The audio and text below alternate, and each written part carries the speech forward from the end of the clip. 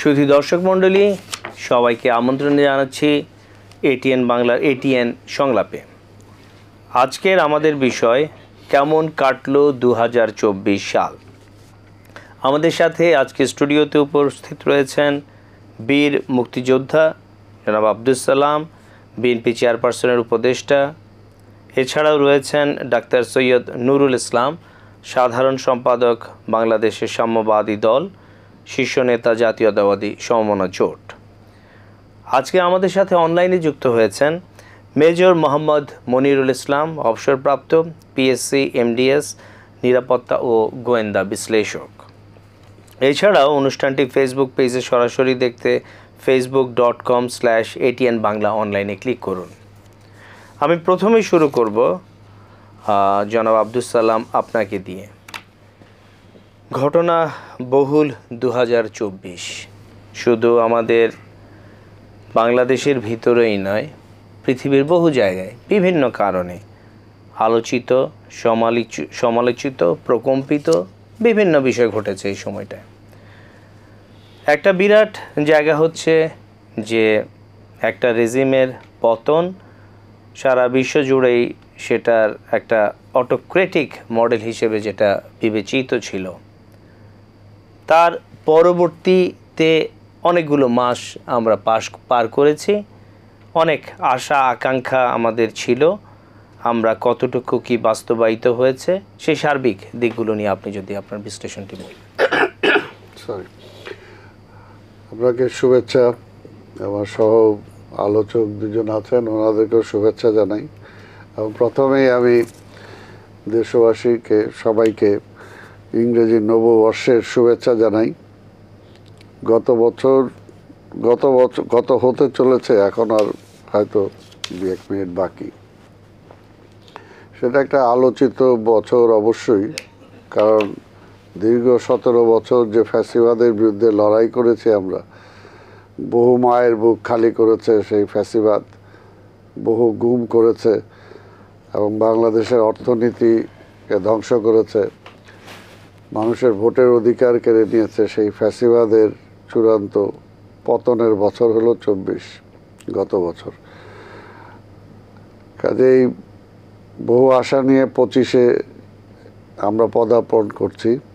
আমরা আশা করি যে আমাদের হারিয়ে যাওয়া গণতন্ত্র এই 25-এ আমরা ফেরত পাব। মানুষের দীর্ঘদিনের যে ভোটের অধিকার যে হরণ করেছিল সরকার, সেই ভোটের অধিকার মানুষ ফিরে পাবে এবং আমাদের রাষ্ট্র আমরাই পরিচালনা করব। আমাদের রাষ্ট্র ব্যবস্থা অন্য কোনো রাষ্ট্রের কোনো হস্তক্ষেপ থাকবে না। এটাই আমরা এই নতুন ইংরেজি বছরে আমরা কামনা করি। আশা করি আমাদের সবার জন্য বছরটা স্বস্তির হবে, সুন্দর হবে, এটাই কামনা। ধন্যবাদ। ডাক্তার সৈয়দ নুরুল ইসলাম, আপনি ভিন্ন একটা রাজনৈতিক দলের প্রতিনিধিত্ব করছেন। এই যে মুক্তিযোদ্ধা আব্দুস সালাম উনি ওনার জায়গা থেকে বললেন, আপনি এর সাথে আর কি যুক্ত করতে চাচ্ছেন? প্রথমেই আমাকে এই আলোকপাত করার সুযোগ দেওয়ার জন্য আপনাকে ধন্যবাদ। তারপর সেই সাথে সাথে প্রিয় দেশবাসীকে বাংলাদেশের সাম্যবাদী দল, মার্ক্সবাদী লেনিনবাদী এবং জাতীয়তাবাদী সমমনা জোটের পক্ষ থেকে নববর্ষের শুভেচ্ছা। 24 সাল চলে যাওয়ার সময় হয়ে গেছে। 24 সাল আমরা বিএনপির নেতৃত্বে যুগপৎ আন্দোলন করেছি, 23 সালও করেছি। যে আমাদের সমমনা জোট মূলত বিএনপির নেতৃত্বেই যুগপৎ আন্দোলনটা করেছে। বিভিন্ন দাবি দেওয়া নিয়ে আমরা আন্দোলন সংগ্রাম করেছি। সে বছরটা কখনো পুলিশ হয়রানি, কখনো গ্রেপ্তারের ভয়, এর মধ্যেই কেটে গেল। তারপর দেখা গেছে যে আমরা জনগণকে বিএনপি সহ আমরা জনগণকে তার নাটকীয় নির্বাচন 24-এর এই নাটকীয় নির্বাচন বর্জন করার জন্য জনগণকে আহ্বান করি এবং আমাদের ডাকে জনগণ সাড়াও দিয়েছেন। বেশিরভাগ লোকই এই 24-এর নির্বাচনে তারা ভোটদান গ্রহণ করতে ভোট কেন্দ্রে যাননি। এই জন্য দেশবাসীকে আবারও আমি আমার দলের পক্ষ থেকে ধন্যবাদ জানাচ্ছি। 24 সাল একটা নৈরাশ্যের মধ্যে চলে গেছে, তারপরেও একটা আশার দেখেছিলাম 5 আগস্টের পর যে ছাত্র জনতার গণ অভ্যুত্থান ঘটে, সেটা তো একটা আশার আলো পেয়েছিল জনগণ, যে অনেকটা অর্থনীতি যেভাবে সেই ড্যামি সরকার, ভোটারবিহীন সরকার, শেখ হাসিনা সরকারের যে অর্থনীতি পঙ্গু করে থেকে গেছেন, সেটা অনেকটা সফলতা হবে এই অন্তর্বর্তী সরকারের মধ্য দিয়ে। কিন্তু আমরা দেখছি যে আমরা এখনো আশাবাদী, অন্তর্বর্তীকালীন সরকারের কাছে আশাবাদী যে উনি রাষ্ট্র সংস্কারের মধ্য দিয়ে 1925 সালের মধ্যেই জাতীয় সংসদ নির্বাচন, 2025 সালের মধ্যেই জাতীয় সংসদ নির্বাচন দেবেন এবং নির্বাচিত সরকারের হাতে রাষ্ট্র ক্ষমতা। আপনি কি আশাবাদী যে 2025-এর ভেতরেই নির্বাচন হতে যাচ্ছে? আশাবাদী অবশ্যই দেবেন, যেহেতু আমাদের সরকার প্রধান, জি, বর্তমান সরকার প্রধান অতি বিজ্ঞ লোক। দেশের রাজনৈতিক দলগুলোর চাহিদা এবং জনগণের চাহিদা এখন নির্বাচন, এই জাতীয় এটা নিশ্চয়ই উনি বুঝবেন, এই আশা আমি ব্যক্ত করি। আমরা আবার আসবো আপনার কাছে।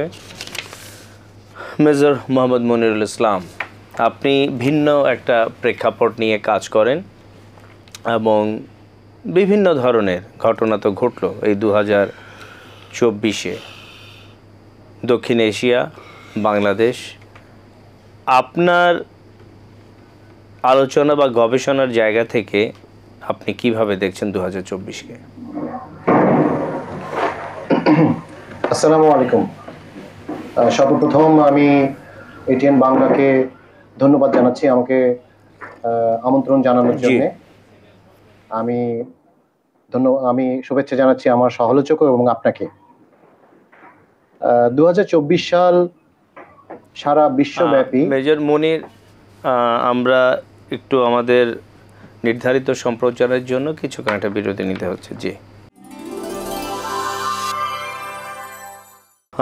স্বাগত 2025।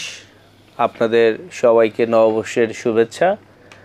আমরা একটা নতুন বছরে পদার্পণ করলাম। আলোচনা করছিলাম মেজর মোহাম্মদ মনিরুল ইসলাম আপনার সাথে, আপনি যদি বলতেন।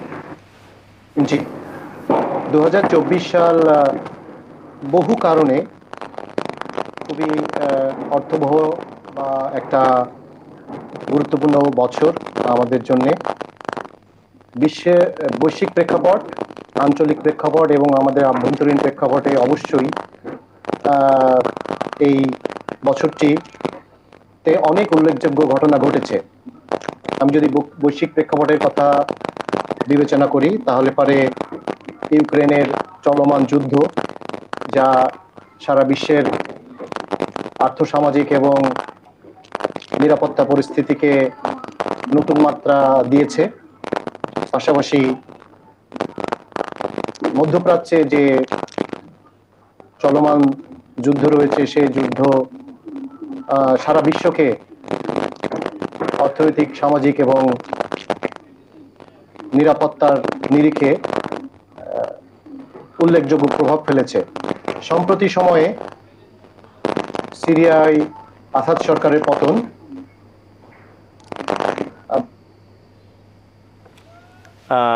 জনাব মুনির, আপনার মাইকটায় বোধহয় একটু সমস্যা করছে, আপনি কারিগরি ত্রুটিটা আপনার যেখানে, এটা বোধহয় মোবাইলে সরাসরি কথা বলাটা ভালো হবে। আমরা এই পর্যায়ে চলে যাচ্ছি জনাব আব্দুল সালাম আপনার কাছে। আজকে আমরা দেখতে পেলাম যে মার্চ ফর ইউনিটি, এখানে কে কার সাথে ইউনাইটেড হচ্ছে, এই জায়গাটায় আপনি কি বলবেন? আজকে দেখে একটা বছর পার করলাম, আরেকটা বছরের যাত্রা শুরু হলো। এই যাত্রার সময় অবশ্যই আমরা চাবো যে ঐক্যবদ্ধভাবে আমরা ফ্যাসিবাদকে বিদায় করেছি এবং আগামী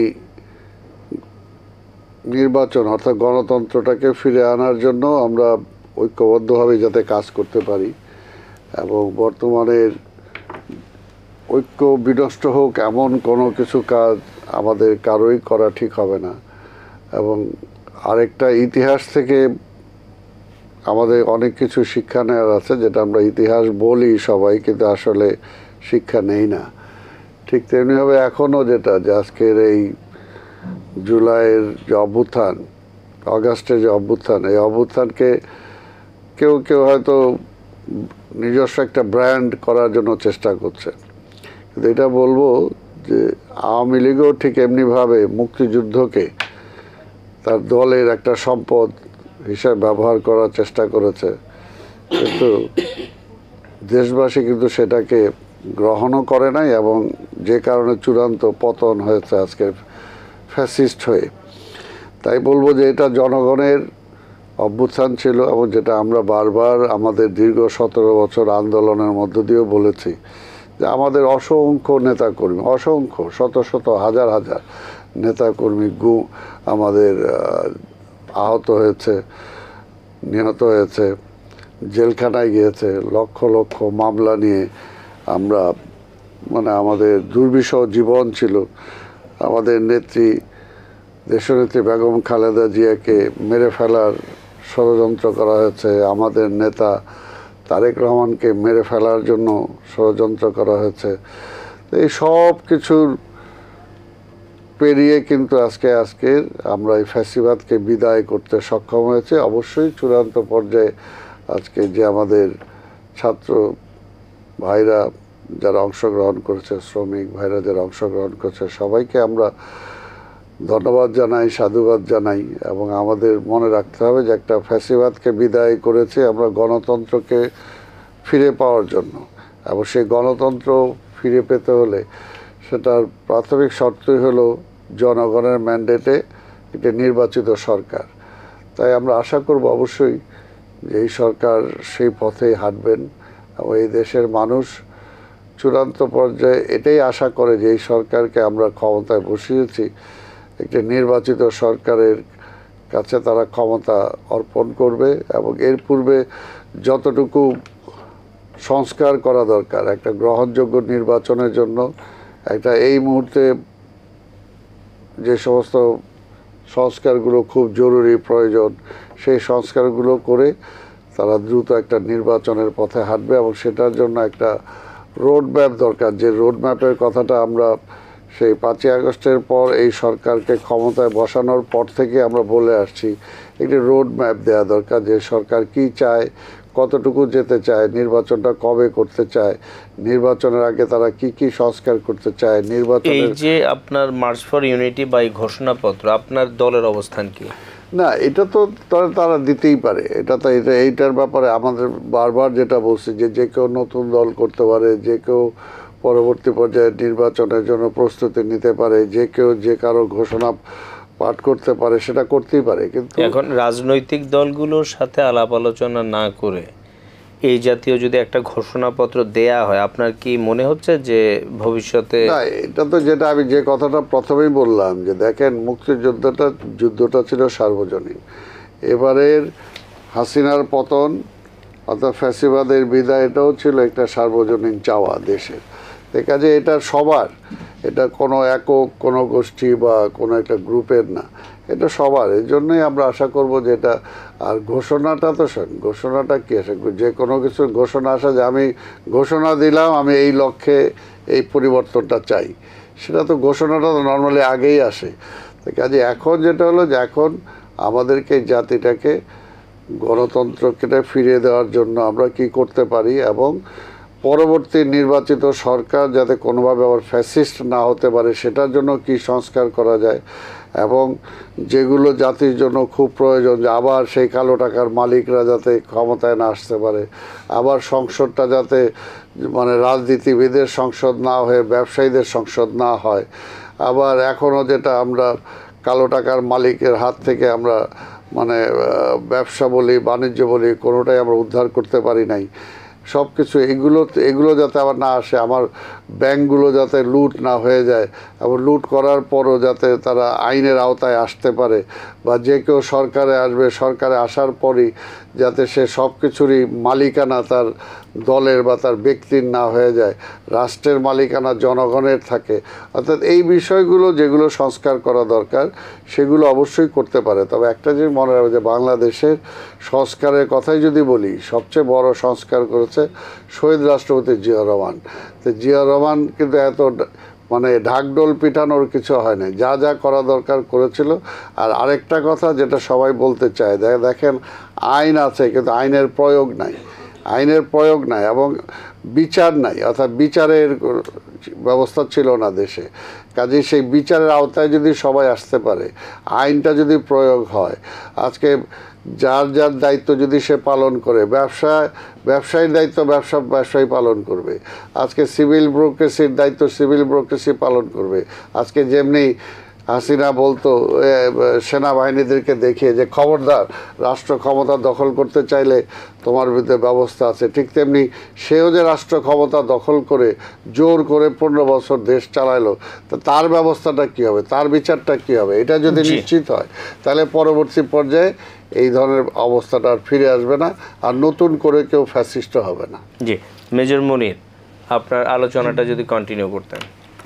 জি জি, আমি যেটা বলছিলাম যে অনেক ঘটনার কারণে বৈশ্বিক প্রেক্ষাপট, আঞ্চলিক প্রেক্ষাপট এবং বাংলাদেশের প্রেক্ষাপটে অনেক ধরনের গুরুত্বপূর্ণ ঘটনা ঘটেছে, এবং সেই ঘটনা অনুযায়ী সিকিউরিটি বা নিরাপত্তা এবং অর্থনৈতিক হুমকি তৈরি করেছে। আমি যেটা বলছিলাম যে ইউক্রেনে চলমান যুদ্ধ, তারপর মধ্যপ্রাচ্যে ঘটনা, সাম্প্রতিক সময়ে সিরিয়ার যে আসাদ সরকারের পতন, এগুলা বিশ্বে অনেক ধরনের প্রভাব সৃষ্টি করেছে, উল্লেখযোগ্যভাবে নিরাপত্তা এবং অর্থনৈতিক প্রভাব। পাশাপাশি আমাদের আঞ্চলিক যে প্রেক্ষাপট, সেই আঞ্চলিক প্রেক্ষাপটে ভারতে জনাব নরেন্দ্র মোদীর নির্বাচিত হওয়া, শ্রীলঙ্কার নির্বাচন এবং মায়ানমারে যে চলমান যুদ্ধ, তার যে সাম্প্রতিক সময়ে যে ডেভেলপমেন্টগুলো, এসব বহু কারণে 2024 সাল বাংলাদেশের জন্য একটা অত্যন্ত চ্যালেঞ্জিং বছর। সর্বোপরি 5ই আগস্টে যে ঘটনা ঘটেছে, রাজনৈতিক পট পরিবর্তন, সেই পট পরিবর্তনের কারণে এই 2025 সাল সামগ্রিক অর্থে বাংলাদেশ এবং বাংলাদেশি মানুষজন একটা বড় ধরনের চ্যালেঞ্জ নিয়ে পদার্পণ করলো বলে আমার ধারণা। আর একটু আমি এখানে যুক্ত করতে চাই যে 2023 বা বিশেষ করে 2024 যদি বলি, সারা পৃথিবীব্যাপী যদি আমরা ট্রেন্ডটা একটু লক্ষ্য করি, শাসকদের ধরন যারা ক্ষমতা থেকে সরে যেতে বাধ্য হয়েছেন, আমরা সিরিয়ার কেস দেখেছি, আমরা বাংলাদেশের কেস দেখেছি, শ্রীলঙ্কা এবং মালদ্বীপেও এই ধরনের সিচুয়েশন ছিল সারা পৃথিবীব্যাপী, এবং সিসির বিরুদ্ধে আমরা দেখছি যে বিভিন্ন ধরনের আন্দোলন হচ্ছে। তো এই যে সার্বিক পরিস্থিতি, এবং মায়ানমারেও আমরা জানি যে মিলিটারি জান্তার বিরুদ্ধে জোর প্রতিরোধ গড়ে তোলা হয়েছে, এই যে একটা ট্রেন্ড, আপনার কি মনে হচ্ছে যে বিশ্বজুড়ে একটা নতুন ধরনের সুবাতাস বইতে পারে? অবশ্যই পশ্চিমা বিশ্বের যে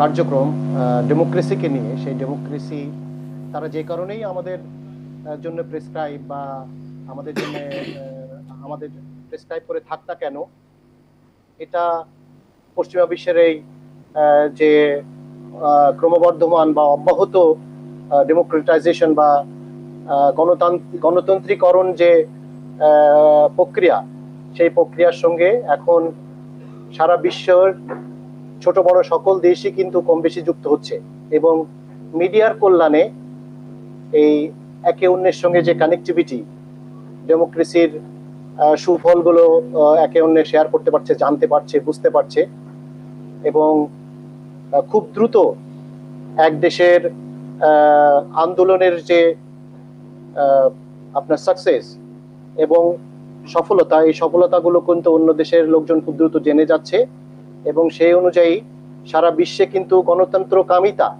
এটা কিন্তু মানুষের মধ্যে বৃদ্ধি পেয়েছে সাম্প্রতিক বছরগুলোতে, বিশেষ করে 2023 এবং 24 সালে। এবং এটা বলা যায় যে আসলে এটা একটা সুবাতাসের লক্ষণ, এবং ফ্যাসিজম বা অটোক্রেসি বা অটোক্র্যাট যারা, তাদের খুব সহজে আর বেশি দিন কোনো দেশের রাষ্ট্র ক্ষমতা জোর জবরদস্তি করে টিকিয়ে রাখা খুব সম্ভবত সামনের দিনগুলোতে আর সহজসাধ্য হবে না। জি,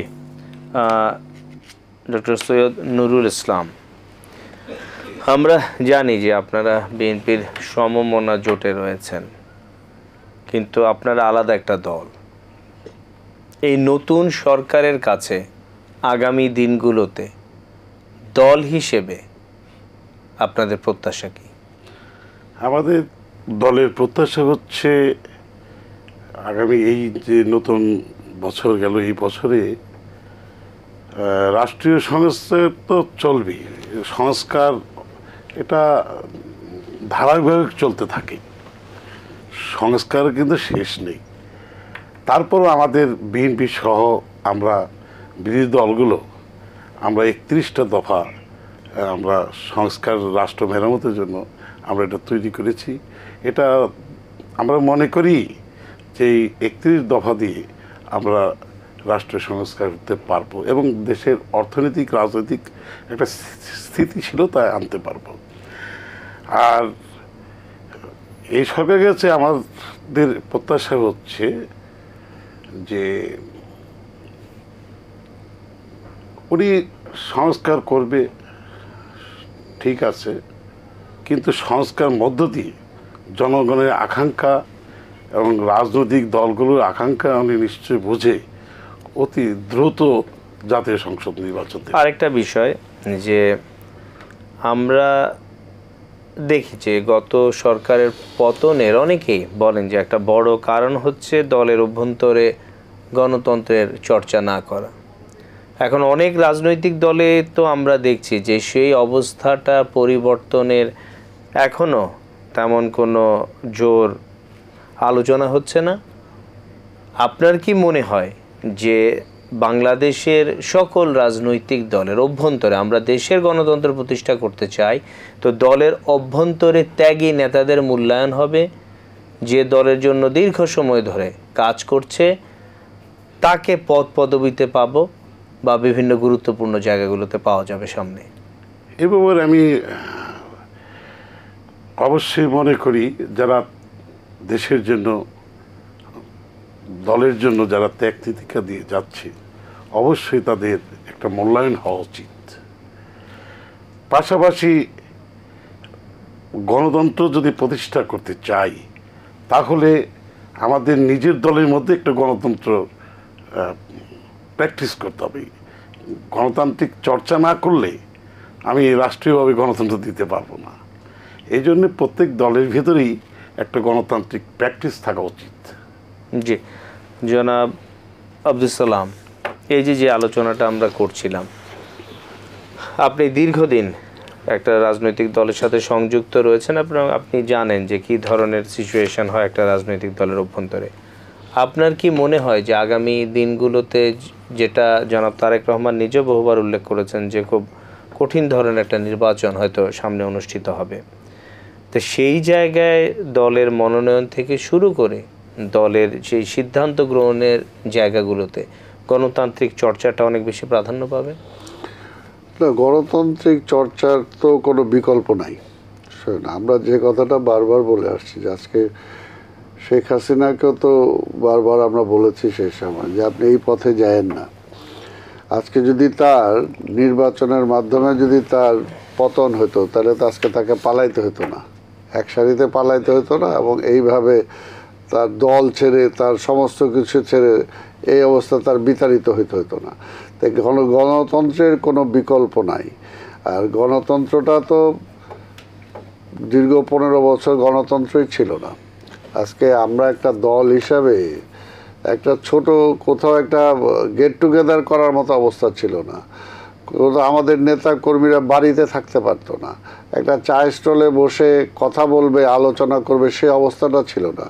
তো কাজে স্বাভাবিক প্রক্রিয়ায় যে দল গড়ে উঠবে সেই সুযোগটাই তো বাংলাদেশে ছিল না।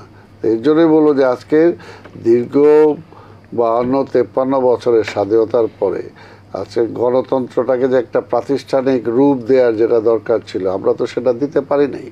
লাস্ট পার্লামেন্টে কি পার্লামেন্ট ছিল? এটা ব্যবসায়ীদের পার্লামেন্ট ছিল।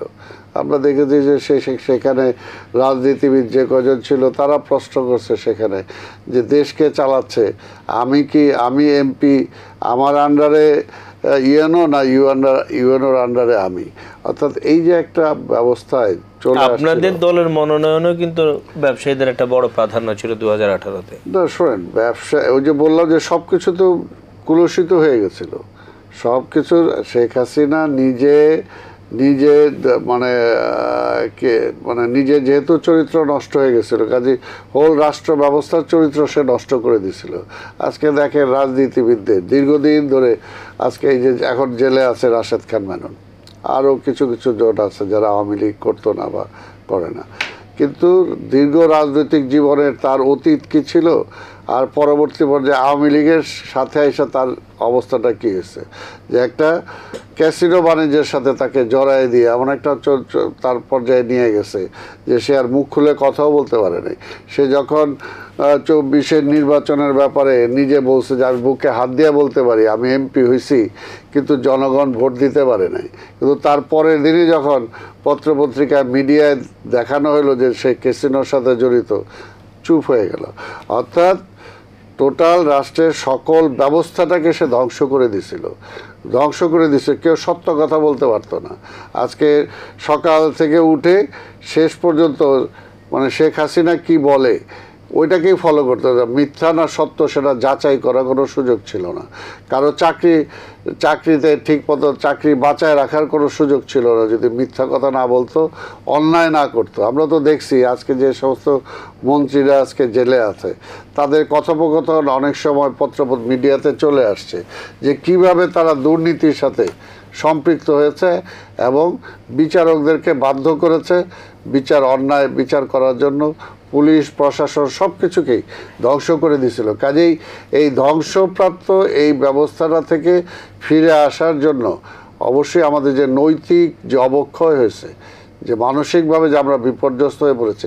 আজকে দেখেন বাংলাদেশে এখন পর্যন্ত পুলিশ দাঁড়াইতে পারতেছে না, কারণ এই পুলিশ হবে জনগণের বন্ধু, কিন্তু আওয়ামী লীগ এই পুলিশকে তার একটা লাঠিয়াল হিসাবে ব্যবহার করতে যেয়ে তাদেরকে জনগণের শত্রু হিসাবে চিহ্নিত করছে। আরেকটা জায়গায় একটু দৃষ্টি আকর্ষণ করছি, ধর্ম উপদেষ্টা আজকে বলেছেন যে এই দেশটা কারো জমিদারি না, এই দেশে কোনো দলকে ইজারা দেয়া হয়নি। হ্যাঁ, উনি সামগ্রিক একটা বক্তব্যে বলছিলেন। তা আমরা দেখছি যে সর্বত্র কেন জানি যে বৈষম্য বিরোধী ছাত্রদের বিভিন্ন ধরনের বক্তব্য বা সরকারেও যারা রয়েছেন বিভিন্ন সময় তাদের বক্তব্যে যে রাজনৈতিক দলগুলোর প্রতি সামগ্রিকভাবে একটা কোথায় যেন অনীহা টের পাওয়া যায়। জি, দুঃখটা হলো এখানেই যে সবাই রাজনীতিকে সমালোচনা করে, রাজনৈতিক দল সমালোচনা করে, কিন্তু আবার সবাই রাজনীতিবিদ হতে চায়। আজকে একটা বিশ্ববিদ্যালয়ের শিক্ষক বলি, আজকে একটা ব্যবসায়ী বলি, আজকে একটা বড় আমলা বলি, কিন্তু আবার চূড়ান্ত পর্যায়ে সে মন্ত্রী হইতে চায়, এমপি হইতে চায়। তো এই বিষয়টা সেটা না, কথাটা হলো যে আপনার যে কোনো কিছুই আজকের এই দেশের এই রাষ্ট্র ব্যবস্থাটাকে যদি আজকে এই পর্যায়ে নিয়ে থাকে, যে মানুষের চরিত্র যদি আজকে এই পর্যায়ে নিয়ে থাকে, সবচেয়ে এই দেশের জন্য দায়ী হলো আপনার শিক্ষিত লোকজন। আজকে সাধারণ কৃষক, শ্রমিক, সাধারণ মানুষ কিন্তু আজকে সব ধ্বংস করতে পারে নাই। একটা শিক্ষিত লোক একটা মনে করে একটা ইঞ্জিনিয়ার একটা বিল্ডিংয়ের বানাইতে যায় যতটুকু ক্ষতি করতে পারবে, একটা রাজমিস্ত্রি কিন্তু সেটা পারবে না। তো সেই কারণেই আজকে মাথায় ধস আসছে, এই ধসের বাইরে কেউ না। কাজেই সবাই আজকে মনে করে যে আজকে সমাজের যে কোনো জায়গাতে যারা শিক্ষিত যারা আছে, বিত্তবান যারা আছে, বুদ্ধিমান যারা আছে, আজকে একটা সাংবাদিক যখন একটা ইয়েলো জার্নালিজমের সাথে জড়িত হয়ে যায় তখন তার দ্বারা কে ক্ষতিগ্রস্ত কারা হয়, তাই না? ঠিক তেমনি প্রত্যেকটা জায়গাতেই শুধুমাত্র আজকে রাজনীতির তো চর্চাই হয়নি, যেটা আমি বললাম। আজকে রাজনীতিবিদদের আজকে ভালো মানুষ কিভাবে তৈরি হবে? ভালো মানুষ তৈরি হওয়ার সব পন্থ বন্ধ করে দিচ্ছেন। গত 15 থেকে 17 বছর কোনো ছাত্র রাজনীতি নাই, মেধাবী ছেলে মেয়েরা রাজনীতি বিমুখ হয়ে গেছিল। আজকে যে বৈষম্য বিরোধী ছাত্ররা আন্দোলন করছে, প্রথমে আন্দোলনটা তো রাষ্ট্রের কোনো ব্যবস্থা নিয়ে না, তারা বৈষম্যের শিকার হয়েছে চাকরি ক্ষেত্রে, এইটার জন্য তারা আন্দোলন শুরু করছে। কিন্তু তারা কি যখন এই দেশের শিক্ষা ব্যবস্থাকে ধ্বংস করে দেওয়া হলো, যখন এই দেশের মানে ভোটের ব্যবস্থাটাকে ধ্বংস করে দেওয়া হলো, তখন তো আগে যেরকম আমরা যখন ছাত্র অবস্থায় রাজনীতি করছি তখন তো আমরা তো দেখি নাই যে সেই সময় 24-এর নির্বাচনের পরে 18 নির্বাচনের পরে প্রত্যেকটা বিশ্ববিদ্যালয় বিক্ষোভ হইতে, জি আমরা তো দেখি নাই, তাই না? যখন আজকে লুটপাট করে দেশের সমস্ত অর্থনীতিকে ধ্বংস করে দেওয়া হলো তখন তো আমরা সেটা দেখি নাই। সেটার মধ্যে কাজেই আজকে দায়ী কাকে করবে? আজকে দায়ী আমরা সবাই অর্থাৎ, আর যে বললাম যে প্রতিষ্ঠান, আজকে রাজনীতিটাকে তো একটা প্রাতিষ্ঠানিক রূপই দেওয়া যায় নাই, সেটাকে দাঁড়াইতে দেয় নাই, ব্যবসায়ীদের দখলে নিয়েছে। যে ব্যবসায়ীরা আজকে রাজনীতিবিদদেরকে চাঁদা দিত, ওই চাঁদাবাজরা হয়ে গেছে এখন বড় মানে রাজনীতিবিদ। জি, আমরা আসবো আবার আপনার কাছে। মেজর মোহাম্মদ মনিরুল ইসলাম, আমরা জানি যে কয়েকদিন পূর্বে সচিবালয়ে একটা বড় ধরনের বিদ্যুৎ কেন্দ্রিক বলা হচ্ছে একটা অগ্নি দুর্ঘটনা ঘটেছে। তদন্ত যে কমিটি তারা বিভিন্ন ধরনের কারণকে সেখানে আইডেন্টিফাই করেছে, লুজ কানেকশানের কথা বলেছে, ত্রুটিপূর্ণ সংযোগের কথা বলেছে, ফায়ার ডিটেকশন সিস্টেম না থাকার কথা বলেছে, ফল সিলিংয়ে অতি দাহ্য পদার্থ, অনেক লম্বা। সেনাবাহিনী থেকেও সেখানে একটা টিম কাজ করেছে, তারাও যেটা জানিয়েছে যে কোনো বিস্ফোরক দ্রব্যের সেখানে সংশ্লিষ্টতা ছিল না। আমার প্রশ্ন হচ্ছে যে আপনি তো দীর্ঘদিন এই জায়গাগুলোতে কাজ করেছেন, এই যে আমাদের সচিবালয়ের মতো এত গুরুত্বপূর্ণ একটা জায়গা, সেখানে আমরা দেখছি যে অগ্নি নির্বাপন নিয়ে মোটেই কোনো ভালো ব্যবস্থা নেই। সেখানে নকশার বাইরে যে সিঁড়ি করা হয়েছে, যে সিঁড়িগুলো এখানে বিভিন্ন ধরনের সেখানে সমস্যা তৈরি হয়েছে ব্যবস্থাপনাগুলোর জন্য। এই সার্বিক ঘটনাটাকে নিয়ে আপনার মন্তব্যটা কি? ধন্যবাদ। প্রথম কথা হচ্ছে যে সচিবালয়ের মতো একটা কি পয়েন্ট ইনস্টলেশন, এখানে এই ধরনের অগ্নিসংযোগ গ্রহণযোগ্য না, এটা হলো প্রথম কথা। কারণ সচিবালয়ের মতো সচিবালয়, তারপরে বাংলাদেশ সংসদ ভবন, গণভবন ছিল যেটা এখন বঙ্গভবন, এইসব এলাকায় নিরাপত্তা নিশ্চিত করার জন্য একটা স্ট্যান্ডিং গ্রুপ থাকে, স্ট্যান্ডিং কমিটি থাকে। সেই গ্রুপ বা কমিটিতে বিভিন্ন শ্রেণী পেশার লোক থাকে। সেখানে থাকে সেনাবাহিনীর প্রতিনিধি, সেখানে থাকে বাংলাদেশ ফায়ার সার্ভিস, সিভিল ডিফেন্সের প্রতিনিধি, সেখানে সংশ্লিষ্ট অফিসের কর্তা ব্যক্তিরা, এনএসআই, ডিজিএফআই সহ বাংলাদেশে বিদ্যমান যত নিরাপত্তা এবং প্রশাসনিক প্রতিষ্ঠান আছে, প্রায় অধিকাংশ প্রশাসনিক এবং নিরাপত্তা প্রতিষ্ঠানের প্রতিনিধিরা কিন্তু এখানে নজরদারিতে থাকে এবং সার্বক্ষণিক মনিটরিং করে থাকে। এদের আবার পিরিয়ডিক্যাল রিভিউ মিটিং হয়ে থাকে।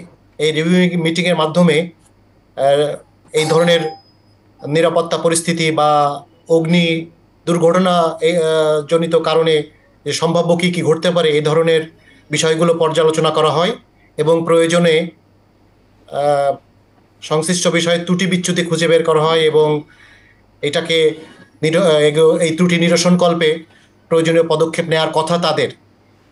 তো এ ধরনের একটা অতি গুরুত্বপূর্ণ স্থাপনায় সন্দেহজনক এ ধরনের আগুন লাগাটা আসলে গ্রহণযোগ্য না। আপনি যদি খেয়াল করে থাকেন তাহলে দেখবেন যে বাংলাদেশের বিভিন্ন সরকারি দপ্তরে এই অগ্নি দুর্ঘটনার বিভিন্ন ধরনের ইতিহাস কিন্তু রয়ে গেছে, সেখানে নথিপত্র পুড়ে যায়, খুঁজে পাওয়া যায় না। এই সর্বশেষ যে ঘটনাটা ঘটলো সেটা আমি মনে করি ওই ছোটখাটো ঘটনারই একটা বড় বহিঃপ্রকাশ। তো এই বিষয়ে আমরা বিগত রেজিমেও দেখলাম যে আইন মন্ত্রীর ওখানে অনেক ধরনের নথিপত্র পুড়ে গেছে। আর এই যে ফায়ার ডিটেকশন সিস্টেম, এটা তো উন্নত দেশে সাধারণ জনগণের বাসাতেও আরো 40 বছর আগে থেকে ব্যবহৃত হয়। তো এই দায়গুলো কার? এই দায়গুলো এই কেপিআই রক্ষার জন্য যারা নিয়োজিত ব্যক্তিবর্গ আছে, যে কমিটি আছে, তাদেরকে এই দায় নিতে হবে এবং সংশ্লিষ্ট আপনার সচিবালয়ের সামগ্রিক নিরাপত্তা রক্ষার দায়িত্বপ্রাপ্ত যে দপ্তর এবং ব্যক্তিবর্গ আছে তাদেরও এই দায়িত্ব এবং দায়বদ্ধতা নিতে হবে এই দুর্ঘটনার। আসলে মূল কথা হচ্ছে যে এই সংশ্লিষ্ট ব্যক্তিকে বা দায়িত্বপ্রাপ্ত ব্যক্তিকে যদি আমরা জবাবদিহিতার আওতায় না আনি তাহলে কিন্তু এই অগ্নি দুর্ঘটনা কোনোভাবেই কমার সম্ভাবনা আমি দেখছি না। কারণ খুলনায় একটা অফিসে, তারপরে প্রাক্তন আইনমন্ত্রীর দপ্তরের কাগজপত্র পড়ে যায়, এগুলো কিন্তু অনেক ক্ষেত্রে খুবই গুরুত্বপূর্ণ নথিপত্র, যেগুলো কিনা বাংলাদেশের সামগ্রিক স্বার্থের জন্য সংরক্ষণ করা দরকার। সেটা পজিটিভ নেগেটিভ উভয় কারণেই সেটা সামগ্রিক স্বার্থ রক্ষা যেমন হবে, তেমনই কেউ যদি কোনো ধরনের অন্যায় বা অনাচার করে থাকে সেগুলোরও এক্সিবিট হিসাবে কিন্তু এগুলো রক্ষা করা খুবই জরুরি। সুতরাং খুবই দরকার যে সরকার বা সংশ্লিষ্ট কর্তৃপক্ষ জানিয়ে অতি দ্রুত এই ধরনের ভবিষ্যতে এই ধরনের দুর্ঘটনা রোধকল্পে জানি সংশ্লিষ্ট ব্যক্তিবর্গকে জবাবদিহিতার আওতায় আনে এবং সামগ্রিক সিস্টেমকে অগ্নি প্রতিরোধ এবং নির্বাপন সিস্টেম যেটা, সেই সিস্টেমকে আধুনিকীকরণ করা দরকার। বাংলাদেশ ফায়ার সার্ভিস এবং সিভিল ডিফেন্স অত্যন্ত আপডেটেড একটা প্রতিষ্ঠান এখন, এবং তারা এখানে কার্যকর ভূমিকা রাখতে পারে তাদের কনসালটেন্সি নিয়ে। এখানে অগ্নি নির্বাপনের যে সামগ্রিক বন্দোবস্তি আছে সেই বন্দোবস্তিকে পুনর্মূল্যায়ন করে ঢেলে সাজাতে হবে এবং বিশ্বের সর্বাধুনিক প্রযুক্তি এখানে এনে মানে সংযোজন করা। 18 কোটি জনগণের একটা দেশে যদি বিভিন্ন গুরুত্বপূর্ণ নথি পর্যন্ত আমরা রক্ষা করতে না পারি, তাহলে দেশের সার্বিক সার্বভৌমত্ব থেকে শুরু করে প্রতিটা জায়গায় যেখানে যে সর্বোচ্চ অ্যালার্টনেস প্রয়োজন, মানে এইরকম প্রস্তুতিহীনতা এটা মেনে নেওয়া যায় না কোনোভাবেই। তো সেই জায়গাটা আমরা দেখছি। এবং আপনার কি মনে হয় যে এই ঘটনা থেকে শিক্ষা নিয়ে অন্তত সরকারি অফিসগুলোতে কোনো পরিবর্তন আগামী 1 বছরের মধ্যে আসবে? আমি যেটা বলবো, আমার বলার জন্য মানে আগে থেকেই একটু হার শোনা যেতে পারে। আমরা আসলে যে ক্ষমার সংস্কৃতি, ক্লেমেন্সির যে সংস্কৃতিতে চলে গিয়েছি, এটার কারণে কিন্তু আসলে কেউই ঠিক কানের মধ্যে পানি নিয়ে কাজ করছে না কেউ। কারণ এই যে ক্ষমা যদি আমরা অব্যাহতভাবে করতে থাকি, যদি সঠিকভাবে তদন্ত না করে সংশ্লিষ্ট ব্যক্তিবর্গকে আইনের আওতায় না আনি, তাহলে কিন্তু এই ধরনের কালচারকে স্টপ করা, এই ধরনের দুর্ঘটনাকে স্টপ করা অদূর ভবিষ্যতে কিন্তু খুবই দুষ্কর হবে। আচ্ছা ঠিক আছে, অ্যাটলিস্ট এই সব দুর্ঘটনার ক্ষেত্রে তদন্তটা সুষ্ঠুভাবে হওয়া দরকার, এবং যেটা এই সচিবালয় অগ্নিকাণ্ডের তদন্তটাই খুবই সুষ্ঠুভাবে হওয়া দরকার।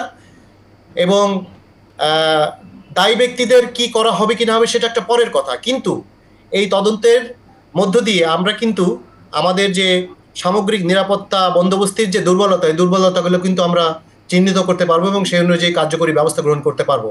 সুতরাং আমার আবেদন থাকবে যে অ্যাটলিস্ট এই সচিবালয়ের সর্বশেষ যে অগ্নিকাণ্ডটা হলো, এই অগ্নিকাণ্ডের একটা সুষ্ঠু এবং বিশেষজ্ঞ দ্বারা এই তদন্তটা করা খুবই দরকার। এবং সেই তদন্ত কমিটি জানি একটা সুপারিশমালা দেয়, সেই সুপারিশমালা ভবিষ্যতে বাংলাদেশে অন্যান্য যে সরকারি দপ্তর আছে সেই সরকারি দপ্তরে বাস্তবায়ন করে জানি আমরা এই ধরনের দুর্ঘটনা থেকে ভবিষ্যতে রক্ষা পেতে পারি। এটা খুবই আশু দরকার করা। জনাব আব্দুল সালাম, আপনি কি কিছু যুক্ত করবেন? এগুলো হাসি পায় আসলে। এদেশে চোরের বিচার হয় আর ডাকাতরে সম্মানিত করা হয়, তারে বড় বড় চেয়ারে বসানো হয়। তো এই বিষয়টা হলো এগুলো জাজ্জলমান যে আমরা বলছি যে দেখেন ফ্যাসিবাদের মাথা বিদায় হয়েছে, কিন্তু ফ্যাসিবাদকে যারা বানাইলো তারা এখনো বিভিন্ন জায়গায় বড় বড় চেয়ারে বসে আছে, এবং যারা বসে ষড়যন্ত্র করতেছে আবার সেই পরাজিত মানে ফ্যাসিস্টকে আবার ক্ষমতায় আনার জন্য, পরিষ্কার বলতেছে। তো সেই জায়গায় তাদেরকে আপনি সরাচ্ছেন না, আপনি বলতেছেন আপনি সংস্কার করবেন, আপনি ভালো কাজ করবেন। আর এবার ভালো কাজ আমি একটা ভাঙা চেয়ারের উপরে বসে কি আমি লাভ দিতে পারবো নাকি এখানে? তো এখন তো সরকারকে লাভ দিতে হবে। তো সেই জায়গায় কাঁধে কাঁধে ভর করে ওই ফ্যাসিবাদের উপরে কাঁধে ভর করে, তো আজকে তো অবস্থাটাই সেই রকম। আজকে আপনি আনেন না কেন এদেরকে আইনের আওতায় আনেন। যে কথাটা প্রথম এই সরকার আসার পরে যে খায়রুল হক যেটা চিফ জাস্টিস ছিল, টোটাল মানে সমস্ত ব্যবস্থাটাকে ধ্বংস করে দিল। আজকে যদি মানুষগুলো যদি গণতন্ত্র উদ্ধারের জন্য মারা যায় থাকে, আজকে মানে তত্ত্বাবধায়ক সরকারের অধীনে মানে নির্বাচনের দাবিতে যারা মারা গেছে সকল হত্যার আসামি হওয়া উচিত খায়রুল হক। আজকে এখন পর্যন্ত কি তার ব্যাপারে এই সরকার কোনো ব্যবস্থা নিচ্ছে, কোনো কথা বলছে? কিছুই বলে নাই। আজকে ব্যাংকগুলো যারা লুট করে খায় ফেললো, আজকে এখন পর্যন্ত কি কজনকে ধরছে, কজনকে বলছে যে একটা আলটিমেটাম দিচ্ছে যে এই সময়ের মধ্যে তোমার টাকা ফেরত দাও আর নাইলে তোমার করা হবে। আর আমরা দেখছি না ছোট ছোট লোন যে নেয় 50,000, 1 লাখ, 2 লাখ, তার বাড়িঘর পর্যন্ত মানে কীভাবে নিলাম হয়ে যায়। আর আজকে হাজার হাজার কোটি টাকা নেয়ার পরে এক ব্যাংকের থেকে নিয়ে আরেক ব্যাংক সে কিনছে, এবং পরিষ্কার জানার, তারপর তাদেরকে এখন পর্যন্ত কিছু হচ্ছে না। কাজে আপনি ডাকাত ধরবেন না, আপনি পকেট মারের পিছনে ছুটবেন, তাহলে তো হবে না। তো এটার জন্য সব কিছুরই এটা আপনি ধরেন, অর্থাৎ ওইগুলো ধরার সাহস পাচ্ছেন না কেন? আপনি ওইটার উপরে পার করে টিকে থাকতে চান, আপনি আবার বলেন সংস্কার করবেন। কিসের সংস্কার? এই 4 মাসে কি সংস্কার হয়েছে? খালি বল যে সংস্কার, আমরা নির্বাচন চাই না, সংস্কার চাই, ওই হাসিনার মতো আমরা গণতন্ত্র চাই না, উন্নয়ন চাই, এরকম বললে তো হবে না। এই জন্যই বলছি যদি না হয়, না পারলে পরিষ্কার একটা সময় দিয়ে নির্বাচন দিয়ে দেখ, তারপরে জনগণ ডিসাইড করবে যে ঠিক আছে এরা পারতেছে না, আবার এদেরকে বাদ দাও, নতুন আমরা আরেকজনকে দিব। কাজে জবাবদিহিতাটা দরকার, জবাবদিহিতা দরকার। কোনো জবাবদিহিতা আগেও ছিল না, এখনও যদি এই সরকার মনে জবাবদিহিতা নাই তাহলে তো হবে না। এই সরকারের তার একটা লিমিটেড একটা পিরিয়ড, এখন পর্যন্ত আমি চালের দাম, ডালের দাম, তেলের দাম, গ্যাসের দাম, পানির দাম কমাতে পারি নাই। যে বিদ্যুৎ ব্যবস্থার জন্য হাজার হাজার কোটি টাকা লোপাট হয়ে গেল, যারা লোপাট করলো এখন পর্যন্ত তাদের বিরুদ্ধে আমি কোনো একটা ব্যবস্থা নিতে পারলাম। আরেকটা বিষয় আপনার একটু দৃষ্টি আকর্ষণ করছি, বিডিআরের নারকীয় হত্যাকাণ্ড। এই সরকার ক্ষমতায় এসছে অনেকগুলো মাস হয়েছে, আমরা বহু আলোচনা শুনেছি যে গত রেজিমে এই হত্যাকাণ্ডের বিচার করা উচিত, দিস অ্যান্ড দ্যাট, অনেক কিছু। কিন্তু আমরা একটা দীর্ঘসূত্রিতাই দেখলাম যে ক্ষমতা গ্রহণের পর এই সরকার তেমন কোনো উদ্যোগ একটা সময় নিচ্ছিল না। যাই হোক, একটা তদন্ত কমিটি এখন আবার পুনরায় গঠিত হয়েছে, আমরা জানি না এটা কতদিন আরও চলবে। এই সার্বিক জায়গাটাকে আপনি কিভাবে দেখেন? সার্বিক জায়গাটাকে আমি আরও একটু পুরনো থেকে দেখতে চাই। দেখেন, যে সেনাবাহিনীর মুক্তিযুদ্ধে যারা নেতৃত্ব দিল, যাদের নেতৃত্বে সেই সময় মুক্তিযুদ্ধ হইল, তাই না, সশস্ত্র সংগ্রাম হলো, যাদের নেতৃত্বে আমরা যুদ্ধ করছি, সেই যুদ্ধের পরবর্তী পর্যায়ে কী হলো, সেই সেনাবাহিনীকে ধ্বংস করার জন্য রক্ষী বাহিনী করলো। কারা করলো? এই আওয়ামী লীগ করলো। তার মানে আওয়ামী লীগ কার পারপাস সার্ভ করতে চাইছে? প্রতিবেশী রাষ্ট্রের স্বার্থ পারপাস সার্ভ করতে চাইছে। তো সেই সময় তাদেরকে আমি চিহ্নিত করি নাই। স্বাধীনতার পর একটা সেক্টর কমান্ডার মেজর জলিল, তাকে গ্রেপ্তার করা হলো। কী কারণে গ্রেপ্তার করা হলো? যে আমার সব কিছু লুটপাট হয়ে যাচ্ছিল, সে কেন বাধা দিল, সেটা লুটপাট হলো। আমরা কি করছি সেটার জন্য? আবার সেটারই ধারাবাহিকতার সূত্রে ধরে আমি বলবো, একই সূত্রে গাথা আজকে বিডিআরের এই ঘটনার মধ্যে দিয়ে এতগুলো আমাদের অফিসার যাদেরকে যাদেরকে মরতে হইলো। বহু দেশের মানে মুক্তিযুদ্ধ বলি, সশস্ত্র যুদ্ধ এতগুলো অফিসার মারা যায় না, অথচ সেটা এই জিনিসটা আমরা চিন্তা করতেছি না বলেই কিন্তু আজকে এতদিন একটু লুকায় টুকায় বলছে। এবারে ভারতের প্রধানমন্ত্রী বলছে 16ই ডিসেম্বর আমার বিজয় দিবস। ওই কারণে, কারণ যেহেতু এর আগে আওয়ামী লীগ বলছে এই আমরা এই ভারতের বিরুদ্ধে বলা মানে আমি এটা বেইমান হয়ে গেলাম, তারাই নাকি আমার স্বাধীনতা দিছে। অথচ আমরা যুদ্ধ করে দেশ স্বাধীন করছি, সেটাকে খাটো করে আওয়ামী লীগ দিয়েছেন। এইখানে এই জন্যই বলবো যে পরিষ্কারভাবে বাংলাদেশে দুইটা শক্তি, একটা হলো ভারতীয় আধিপত্যবাদকে যারা এখানে প্রতিষ্ঠা করতে চায়, এই বাংলাদেশটাকে লুটে পুটে খাইতে চায় এই দেশ, কাজেই তারা তো চাবে না যে বাংলাদেশটা দাঁড়াক। আরেকটা হলো পরিষ্কার জাতীয়তাবাদী শক্তি, যেটা বিএনপি, যেটা শহীদ রাষ্ট্রপতি জিয়া রহমানের ইসের মধ্যে দিয়ে ঘটছে। কাজে এর বাইরে কিছু নাই। কাজে আমি যদি সব কিছু যদি চিন্তা করি, দেশটাকে যদি ট্র্যাকে নিতে চাই, তাহলে আমাকে মূল শত্রু চিহ্নিত করে তাদের দালাল যারা আছে ওদের উপর নির্ভর করে আপনি কোনো কিছু এই দেশে করতে পারবেন না। দেখে পরিষ্কার সহজ কথাটা সহজভাবে বুঝতে হবে, বোঝার পরে যদি আমি অ্যাক্ট করতে পারি তাহলেই সেটা বাস্তবায়ন হবে। নাহলে এই যে এত হাক ডাক, এইটা ফেলায় দিব, ওইটা কবর দিব, আরে ভাই আগে স্বৈরাচারের দোসর যারা আছে ওইটারা একটু এখন পর্যন্ত বিদায় করতেছি না, আমি ওইটারে পাইলা পয়সা রাখতেছি, আবার তার কাঁধে ভর করে আমি চাইতেছি, সে তো আমার ছবল দিবেই। কাজে দিচ্ছে। আজকে সচিবালয় এই ঘটনা ঘটতেছে, এর আগেও ঘটনা ঘটছে, সচিবালয় কিভাবে ঘটনা অনেক কিছু ঘটতে পারে, তারা ঘটাইতে পারে যদি আমাদের এগুলো পয়সা থাকে। তারা তো বলতেছে ওই পাশে থেকে সীমান্তের ওই পাশে পরিষ্কার বলতেছে আসতেছি অপেক্ষা করো। অনেকে আবার বলে এখনও নাকি শেখ হাসিনা নির্বাচিত প্রধানমন্ত্রী। এই কারণে এই সমস্ত ষড়যন্ত্রের কারণেই আমরা বলতেছি বাবা এগুলো বাদ দিয়ে পিপুলস ম্যান্ডেটটা নাও, একটা নির্বাচন দাও পিপুল, তাহলে হবে কি ওই স্বৈরাচারের বিপক্ষে একটা গণতন্ত্রের পক্ষে একটা ভোট হয়ে যাবে, তখন কিন্তু আর অন্য কেউ কোনো কিছু বলতে পারবে। ধন্যবাদ জনাব আব্দুস সালাম, জনাব সৈয়দ নজরুল ইসলাম। এই যে বিডিআর হত্যাকাণ্ড, আপনি কি কিছু যুক্ত করতে চান কিনা এটার সাথে? বিডিআর হত্যাকাণ্ড আমি মনে করি একটা রাজনৈতিক উদ্দেশ্যমণ্ডিত একটা ঘটনা। তৎকালীন যে সরকার ছিলেন তাদের রাজনৈতিক ফায়দা লোটার জন্য এই ঘটনা ঘটে উঠছে, এইটুকুই আমি এটা মনে করি। তারপর এদের আভ্যন্তরীণ ব্যাপার আছে। তবে একটা জিনিস বলতে চাই, আপনার প্রশ্নের বাইরে একটা জিনিস বলতে চাই। আমাদের যখন প্রধান উপদেষ্টা সাহেব ডাকলেন জাতীয়তাবাদী সমমনা জোটকে, দ্বিতীয়বার যখন ডাকছেন তখন আমি তাকে একটা জিনিস বললাম, সংস্কার চলতেই থাকবে কিন্তু আপনি একটা নির্বাচনের রোডম্যাপ দেন।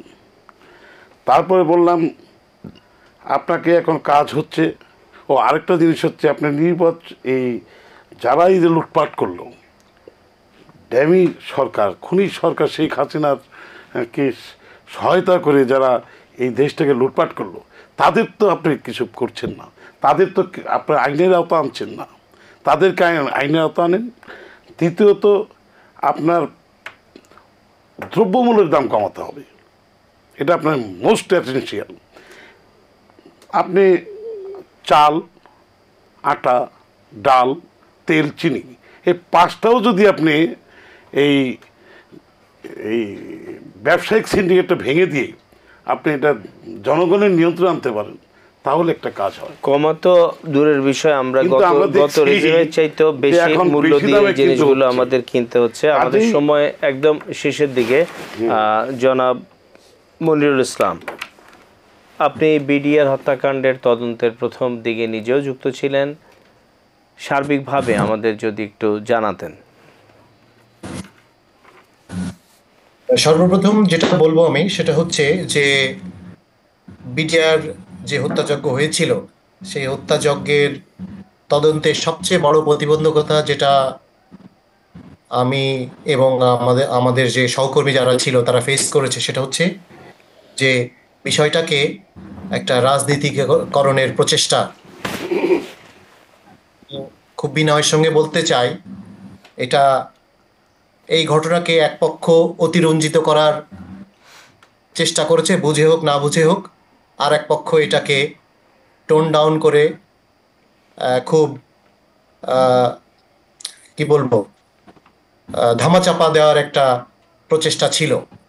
এটাই মূলত বিডিআর হত্যাকাণ্ডের যে তদন্ত কার্যক্রম ছিল সেই তদন্ত কার্যক্রমে সবচেয়ে বড় প্রতিবন্ধকতা ছিল বলে আমি নিজে ফেস করেছি। এই ঘটনা নিয়ে বহু আলোচনা সমালোচনা গবেষণা হয়েছে, কিন্তু এই ঘটনা সামগ্রিকভাবে কি কারণে ঘটেছে, কারা ঘটালো, সেটার যে একটা কনসলিডেটেড বা একীভূত করে জনগণের সামনে অদ্যাবধি তুলে ধরা সম্ভব হয় নাই। এবং গত অনেক বছর ধরে এই তদন্ত প্রক্রিয়াটার যে বিষয়গুলো, সেই বিষয়গুলো নিয়ে খুব একটা নাড়াচাড়া করা হয়নি বিধায় এক ধরনের তদন্ত হয়ে বিডিআরের জওয়ানদের শাস্তির আওতা আনা হয়েছে, কাউকে কাউকে খালাস দেওয়া হয়েছে এবং বিভিন্ন মেয়াদে সাজা দেওয়া হয়েছে। কিন্তু আমি যদি খুব পেশাদারভাবে বিষয়টাকে দেখি তাহলে পরে বলবো যে এই ঘটনার তদন্ত কার্যক্রম আসলে শেষ হয়নি। কারণ আমরা ঘটনার সঙ্গে জড়িত গ্রাউন্ডে যারা বা ভূমিতে যারা কার্যক্রম করেছে তাদেরকে আমরা জিজ্ঞাসাবাদ করেছি, তাদের কাছ থেকে তথ্য নেওয়ার চেষ্টা করেছি, যেখানে ঘটনাস্থল ছিল সেগুলো পরিদর্শন করেছি, সেখান থেকে আমরা ঘটনা কি ঘটেছিল, কিভাবে ঘটেছিল এটা বোঝার চেষ্টা করেছি। কিন্তু এর যে উপরের ধাপে যারা ছিল, যারা বিভিন্ন হাইপোথিসিসে যাদেরকে জিজ্ঞাসাবাদে, বিভিন্ন হাইপোথিসিস অনুযায়ী যাদেরকে জিজ্ঞাসাবাদ করা দরকার ছিল, আমরা কিন্তু তাদের কাছে পৌঁছাতে পারি নাই। আচ্ছা, এমনি একটু জানতে চাচ্ছি, আপনি সেনাবাহিনীর সাথে দীর্ঘদিন ছিলেন, বিজিবি যেটা আমরা বলছি বা বিডিআর যে হত্যাকাণ্ড, সেনা অফিসারদের সাথে তাদের যে সম্পর্ক আমরা যেটা জানি, বিভিন্ন জায়গায় দেখি, সেখানে কি কোনোভাবে প্রকৃত অর্থে এই ধরনের একটা পরিস্থিতির উদ্ভব হওয়ার সুযোগ ছিল কি না, এবং সেই পরিস্থিতির উদ্ভব হলেও এত নারকীয় হত্যাকাণ্ডর ক্ষেত্রে সেটা যাওয়ার কথা ছিল কিনা বা সম্ভব কিনা? আচ্ছা, খুবই গুরুত্বপূর্ণ একটা বিষয়, যেটা আমাদের এই প্রশ্ন এবং প্রশ্নের উত্তর 2009 সালের আগেও প্রাসঙ্গিক ছিল, এখনো প্রাসঙ্গিক আছে এবং ভবিষ্যতে থাকবে। যে আসলে বিটিআরের জওয়ান এবং অফিসারদের মাঝে যে সম্পর্ক, সেই সম্পর্ক বা কর্মকাণ্ড, এই কর্মকাণ্ড এতটা তিক্ততা তৈরি হওয়ার কোনো সুযোগ আছে কিনা, যে তিক্ততার কারণে এ ধরনের বড় ধরনের একটা হত্যাযজ্ঞ তখন ঘটতে পেরেছে কিনা বা ভবিষ্যতে এটার কোনো সম্ভাবনা আছে কিনা। আমি বলবো যে না, এতটা তিক্ততা তৈরি হওয়ার আসলে কোনো সম্ভাবনা বা সুযোগ কোনোটাই নাই। কর্মক্ষেত্রে কাজ করতে গেলে বিভিন্ন ধরনের মতপার্থক্য, বিভিন্ন ধরনের অসন্তুষ্টি, ছোটোখাটো ভুল বোঝাবুঝি, এগুলো কিন্তু খুবই গতানুগতিক বিষয় এবং রুটিন বিষয়। এগুলো হয় সকল অফিস আদালত, সকল ফোর্সের মধ্যে এটা হয়, শুধু এটা বাংলাদেশে না, অন্য দেশেও হয়, এবং সেটা বিভিন্নভাবে কিন্তু সমাধান করে ফেলা হয়।